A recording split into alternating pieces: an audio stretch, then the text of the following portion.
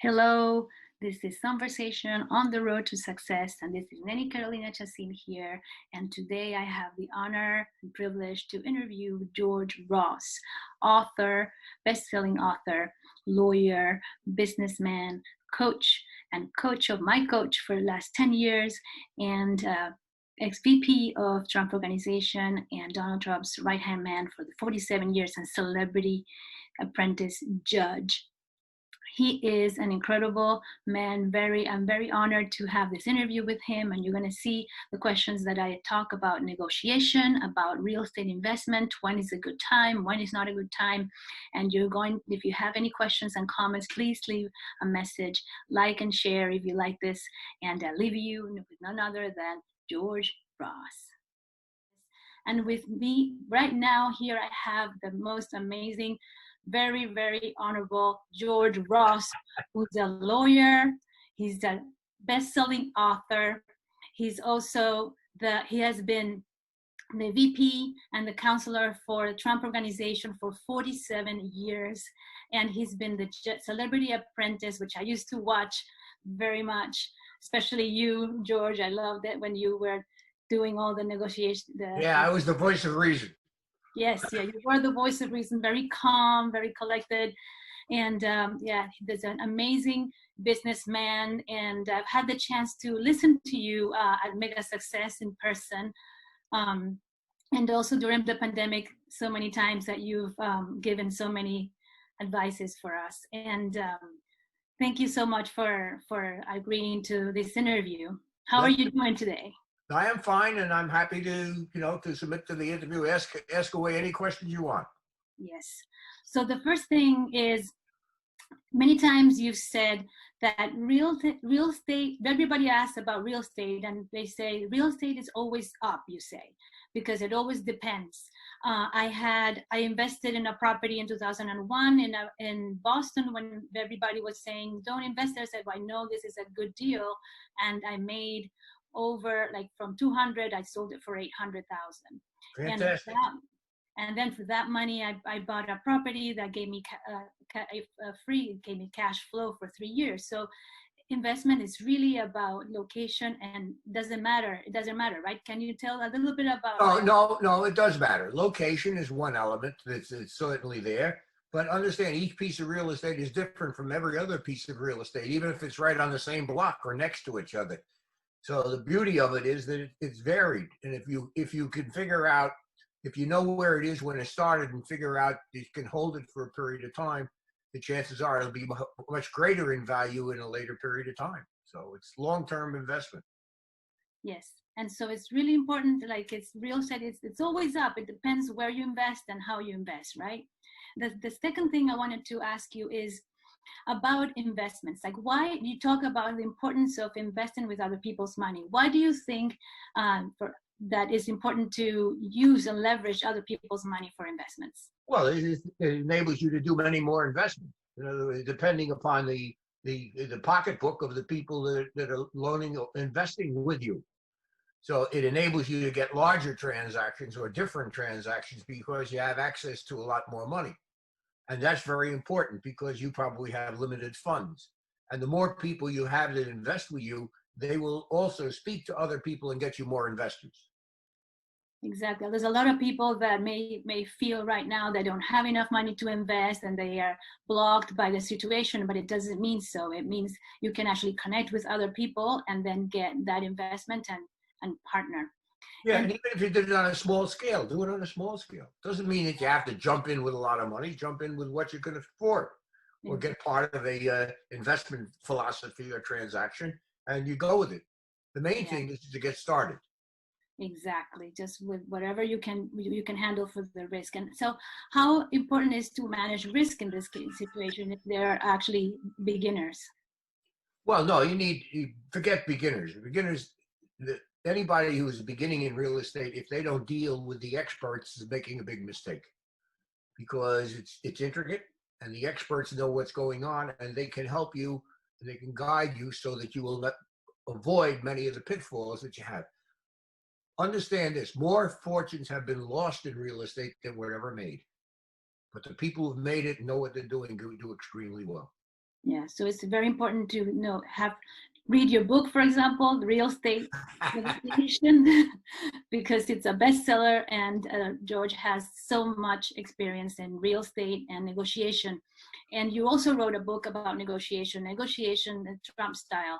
And what can you tell about? You said actually that it's not about winning. I was listening to you at the Mega Success. Yeah. You said that it's not really about winning a negotiation, but No, about, no, not winning. You don't win a negotiation. A good negotiation is one where you didn't get everything you wanted, but you got enough so that it's a deal you're willing to make. It's give and take. If you go into negotiation and the other side gives you everything you want, get up and walk, because then it's no good. They don't know what they're doing. You have to have a certain amount of pull and push and get some. You say, this is not everything I wanted, but it's okay. I can live with it. And the main thing is you leave the door open if you have to renegotiate a talk that you can. It shouldn't end up animosity.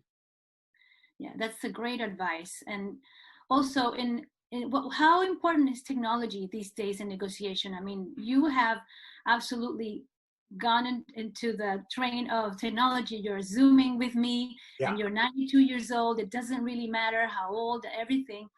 How important is technology negotiation these days? Well, the technology is extremely important. First of all, you have much more, you get the availability of much more information than you ever had. So now if you're dealing with a corporation, you can check the corporation, you can check their background, you can check what they want, you can check the officers, how long have they been in business, you can find out who they did business with. You can find out a tremendous amount of information just on the internet from looking at various sources. So that instead of going in to a negotiation where you know very little, you know quite a bit because you've already gone through this media to find out what you can find out. They may also lead you to somebody who can give you more information. So the more information you have going into a negotiation, the better off you will be. Right. So data collection through the internet is very important. I have a coaching business where I help people automate their systems and procedures, and definitely I get them to use the internet to get all the information that they need, and use surveys and forms to collect data so that they can actually improve their business. And also communications technology and communication has definitely changed the way we are doing business, because now I am talking to you. I could have never have access to you in person. Not a one-on-one. Not Yeah. one-on-one, that's true. Yeah. So and that's the beauty really of the virtual pack. It's like it is one-on-one, although we're miles apart. But you have it, you can ask what questions you want. You can see the facial expressions. I can see your facial expressions. We got body language. You have everything except we're not there face to face, one-on-one. exactly. We are not encumbered by what's going on around us. So one more question about what do you think is needed to succeed in negotiation? That's an easy question. Personality. In other words, you have to be somebody. You have to create a personality that they're comfortable with, that they trust you in the way that you talk and the way that you speak, that you're interested in them. So you have to find out things. I always think of this and think of it good.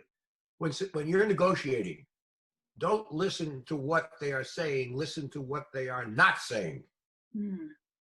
That's a very good point. Because that's really where the negotiation will end up. They're not going to tell you what you want to hear. They'll tell you what they want you to hear, but Right. not really what they mean.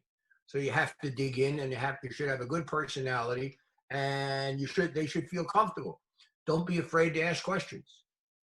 Ask if you don't understand something, or if you do understand something, ask questions so that they get to know you, and you get to know them, and you feel comfortable with the negotiation, that we have the rudiments of making a deal which works for both of us.